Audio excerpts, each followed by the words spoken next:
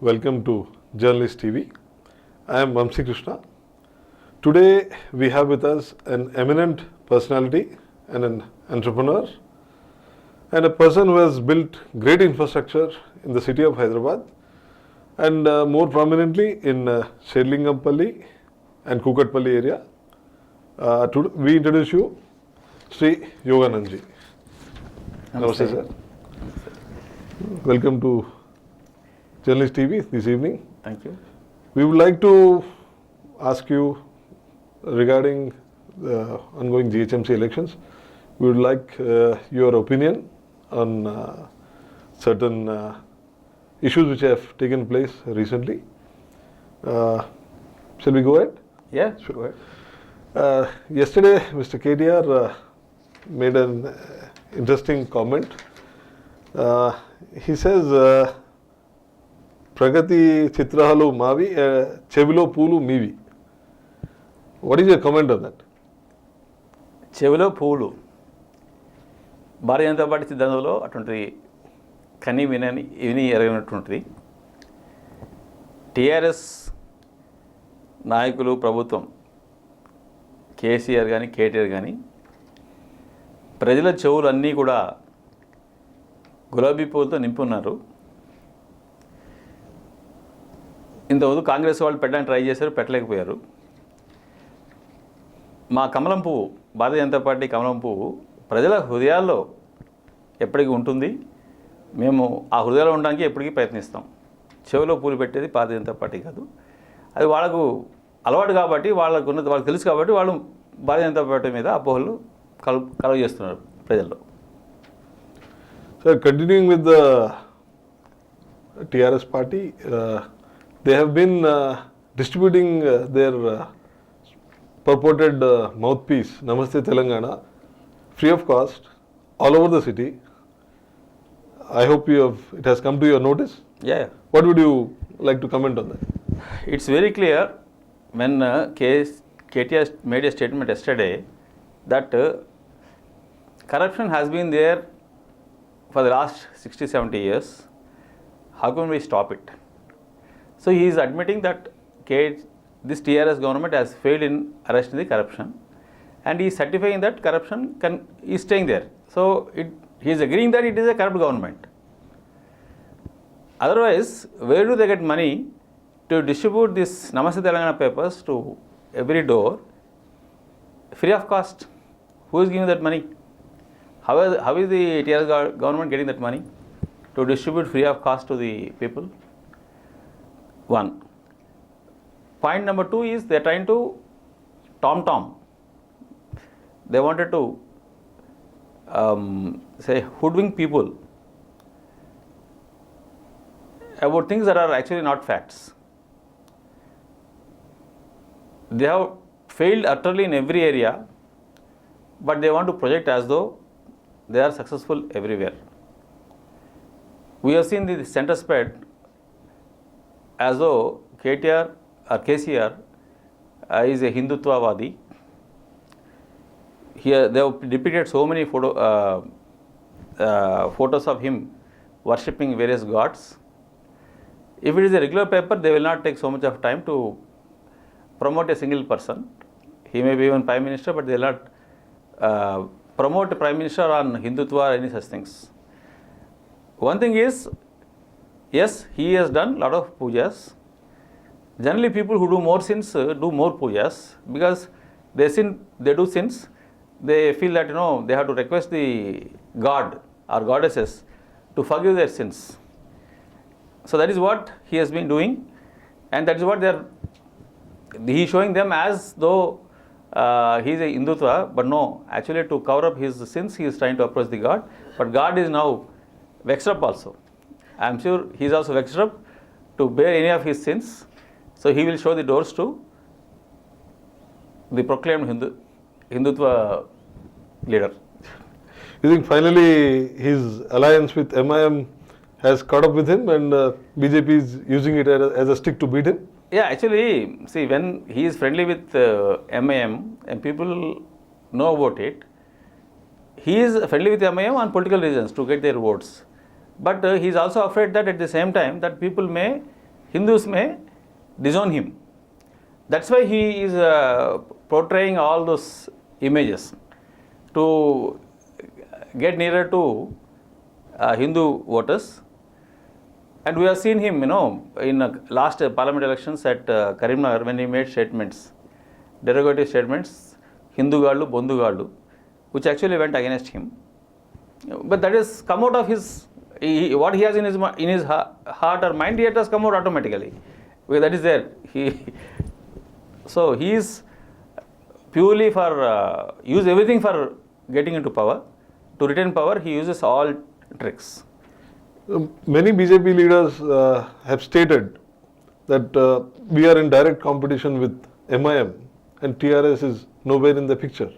Do you see any reality to that? We feel because MIM is controlling TRS and both are hand in glove and remote control is with MIM. So we feel like MIM, indirectly it is MIM who is our enemy. So don't consider TRS to be your competitor anywhere. It's not question of competition, it's question of the nationalistic approach or anti-people agendas and vote bank politics. So in this, because MIM is blindly supporting TRS without understanding their motives, and TRS is also blindly taking support of MIM, who are also supporting terrorists and others. So both are hand in glove for retaining the power, which is against the interest of the people of Telangana. So because MIM is supporting TRS in spite of their failures, in spite of their hidden agenda and all that, we are saying that MIM is our main agenda, because through TRS, MIM is able to do its anti-national activities and anti-public activities. So returning to the topic of Mr. KTR, in public meetings he has been stating that the Bharatiya Janata Party is basically copying their manifesto. What is your comment on his statement? Yeah, KTR knows that many people, or most of the public will not go through the manifesto. So he is confident that people don't see the manifesto and people have to compare both the manifestos. I am throwing a challenge to KTR. Go through point by point of the manifesto of BJP and let him say which are the areas where we have copied his points. Water is not his, suppose safe drinking water, or it's not his scheme. In the last budget, Prime Minister made a statement that they are allocating huge funds to see that every household gets free water or water without any, you don't need to pay any charges for getting the water connection. And under that scheme, central government is giving funds to Mission Bhagiratha, which gives water to, the mission is to give water to every house. So it is the central government who is giving funds. Under the Jal Shakti, Okay. part of the Jal Shakti plan. Yeah, part of the Jal Shakti or whatever. I don't remember exactly, but yes.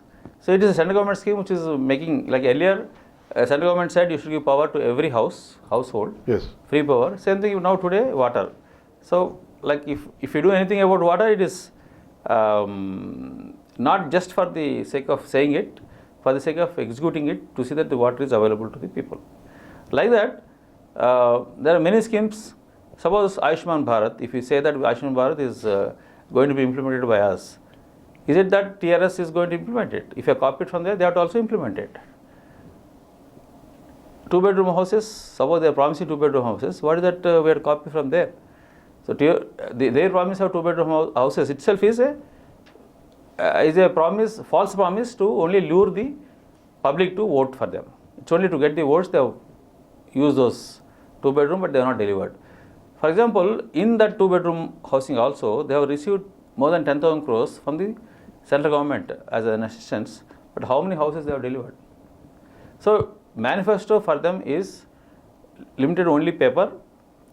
Manifesto for us is a promise made by us, and this is a party which is going to stay forever. Bharatiya Janata Party is going to stay forever. We are responsible, honorable, we are responsible, answerable, and determined to take care of the people's requirements. Even after 5 years or 10 years, if we are not fulfilled those promises, we are there to question. Whereas this is a family party, if they are in power, they will try to retain power by hook or crook, but they will not be available to answer if they are not in power. They will be going underground once they are not in power, and you can't question them. But BJP is not like that. So our promises are going to be promises that are going to be fulfilled by the Bharatiya Janata Party. Their promises, that we have been seeing them. We have seen them in 2018 manifesto and 2014 manifesto. How many they have fulfilled? Now people have understood that TRS is only, is always bluffs. It always bluffs to the people about what they can do for the people, but they don't do it. Sir, briefly, I've gone through both the manifestos. Some of the salient features which I came across in the BJP manifesto, that little girl who died, Sumedha, and that little girl's name, who fell in the drain and unfortunately died, in her name there's a new act. BJP has proposed to bring a new act called Sumedha Act. What would be the salient features of that act? Will it include accountability of officials for such negligence, which has not been done, which was, if I am not mistaken, promised by KTR? This is another point which shows that we are not copied it from TRS manifesto.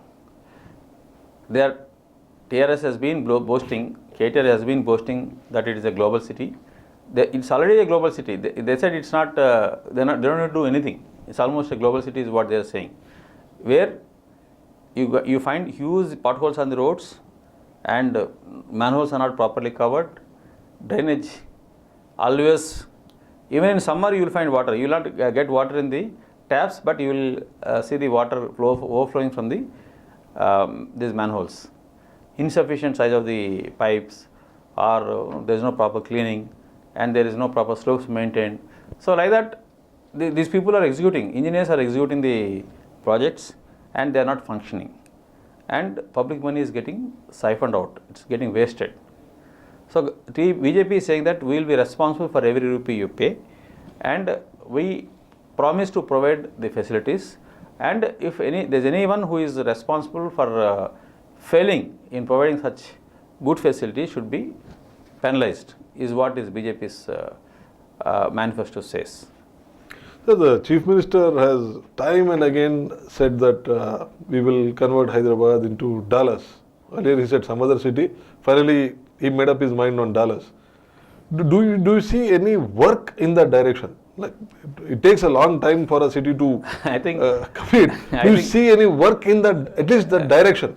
I think he has made it as a Venice during last rainy season. But the only thing is Venice had clear water, and this is having dirty water. Probably he has to change his city's name. Instead of Dallas, without any efforts, God has probably, came into his rescue to say that he made it as Venice. So Dallas is beyond your imagination. He can't do it. He has no intention. They have no planning experience. They keep on luring people like this and making false promises, and it's only to get the votes that they talk all those lines. It's a marketing gimmick. And one more important point which I saw in the BJP manifesto is a special package for the old city. For example, Mr. KTR doesn't even utter a word about old city or the metro, which has stalled. It has not entered the old city. Probably it needs permission of the Chief Minister of the old city. What would you like to say regarding the package of the old city? what is the vision of BJP? Yeah.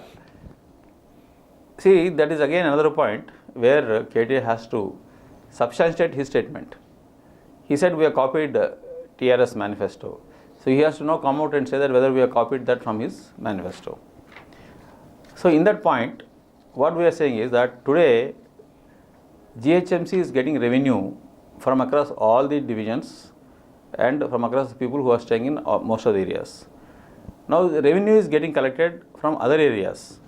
Whereas in Old City, there is no, because of their alliance with MIM or whatever it is, they can't dare or they have no intention to collect the power charges, to cover the water charges, to cover the drainage charges and all that.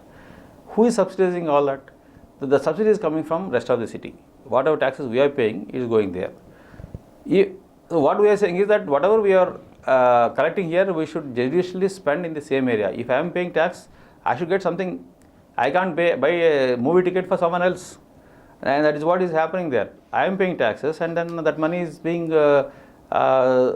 spent in the Old City. We are saying that our money judiciously you keep here, raise some other money, maybe from the state government funds, or you go to central government and get some separate scheme like earlier. That is also not a successful scheme, a successful way of doing it. Kuli Kutub Shah Development Authority was there, but they did not do much. Similar to that, we want to have a separate focus on that without tapping the money from the GHMC or whatever money that is collected from rest of the people. Like we pay proper taxes, we pay so many other taxes, but this money is going there. We pay for water, we pay for electricity, we pay for all this, and then part of income tax also it will come to the state, or for registration charges it has to be spent on the say 5% of the money which we pay at the registration, that money has to be given to local body, and that's not happening. So like that, whatever money that is raised in these areas has to be spent in these areas. For Old City, either you spend from there or take separate grant from state or central governments and then spend there. So, staying with the topic of registration, last 3 months there have been no registrations. Registration process has been stalled. Probably in the history of the country, it has never been done before. Only during 1975, during the Land Ceiling Act, registrations were stalled. Will it affect the voting pattern of people? Because they have stalled everything. Yeah. Actually, registration also has stopped the economic activity to a greater extent. A lot of people buy and sell things. And now with the GHM elections, like whatever he does, it's small or big, he does all this keeping in mind that he has to win the elections. So I don't see any. Till it is implemented, I can't say that it is good for the people or not. But one thing I can say that is also he kept in mind the GHM elections. He wants money not to be going into the hands of the opposite parties. So when a candidate from BJP or Congress or some other people are going to contest, sometimes they sell their properties and use that money for elections. Everything is there. So that is also one of the plans of TRS to see that before GHM elections, registrations will not take place, so that the opposition candidates will not have sufficient money to fight the elections. Coming to the topic of statements made by Mr. KTR, they have been making quite a few self-contradictory statements. One of the glaring self-contradictory statement which people have started questioning, that he has been against the banners being pasted all around the city, especially the flex banners. But now they have plastered the entire city with the chief minister and the municipal administration minister. They put it up all over the city. Do you think the law of diminishing returns or excessive publicity, excessive marketing of a product can be counterproductive? See, any false statements, any false promises, they can't sustain for long. They are short-lived.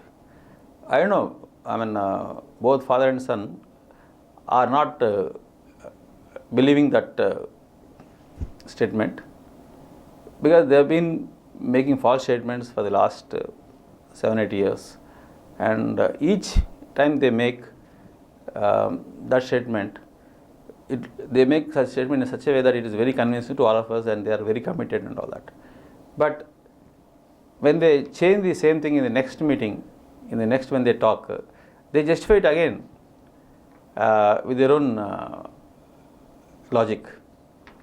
He had made statement some time back in one of the meetings that flexes with leaders is not going to get any popularity. You should be living in the hands, in the hearts of the people. He made that statement, and he also said that flexes also consumes a lot of plastic, which is anti-environmental activity.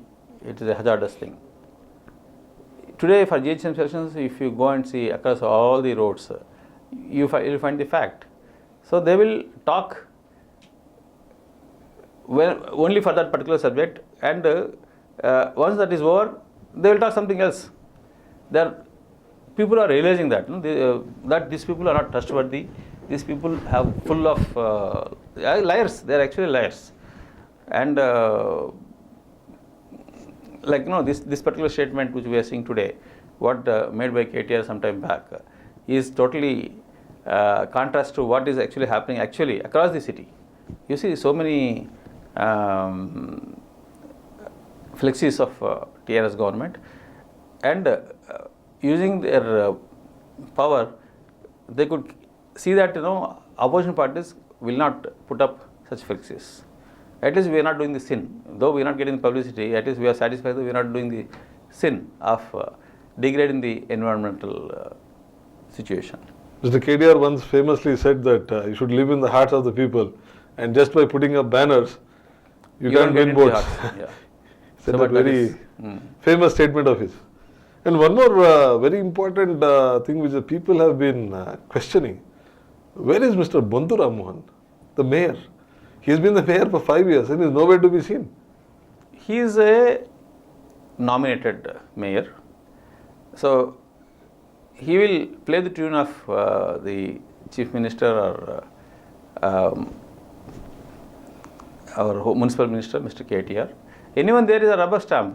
See, even the ministers or bureaucrats or anyone nominated by them are like that only.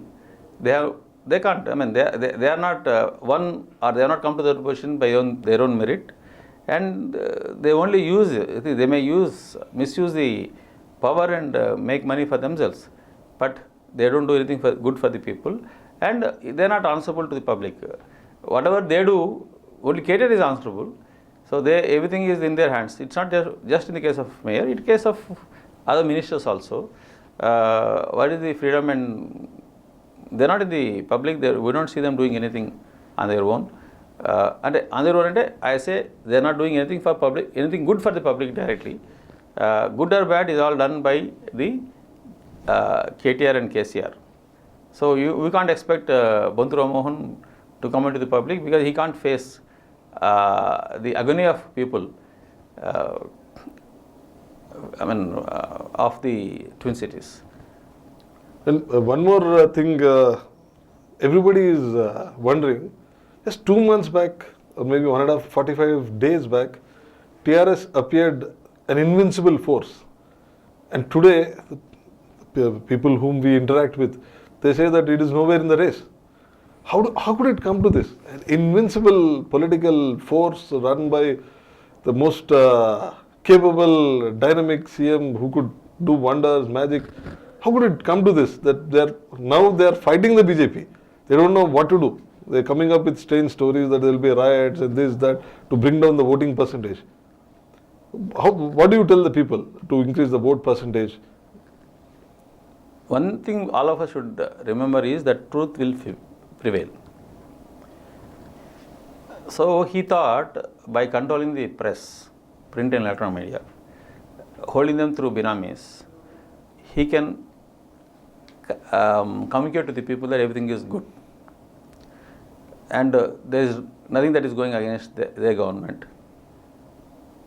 And they also proclaimed that every citizen, every voter is with TRS. When you are with TRS, I also feel that when so many people are with TRS, I also think that okay, everyone is supporting TRS, I should also support. That type of hype they have created using the print and electronic media and their statements, and by not allowing them, opposition to talk freely, or by seeing that opposition voice is not heard, people's voice is not heard, because he is controlling the all medias. Now today they are also very active in social media. So they are using all the media to see that they are indispensable. But people are suffering, and suffering is so much that they can't go by what these people are saying. No, I am suffering, so I should vote against TRS. That was demonstrated at Tubaka. Actually, anger in the public has come out. This people thought that they can buy votes by paying money. They thought that MIM is with them. They blindly vote for them. They use all the malpractices in voting, preparing the voters list. So all those things have failed when people have decided to throw them out.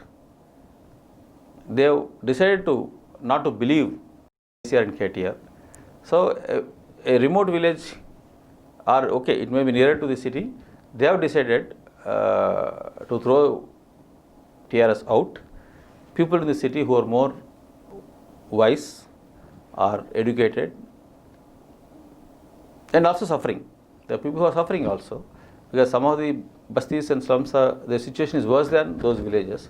They have decided that they should also repeat what happened in Tubaka, and that's why you see this undercurrent that is happening everywhere against TRS and favoring BJP.